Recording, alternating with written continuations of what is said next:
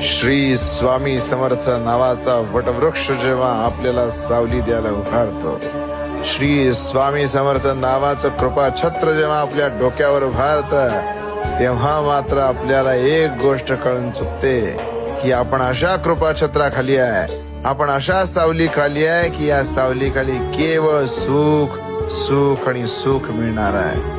महाराजांची सेवा करत असताना प्रत्येक मनुष्याला अनेक दुःख संकटांचा सामना करावा लागतो, पण ही दुःख संकट म्हणजे महाराज आपली घेत असलेली परीक्षा असते.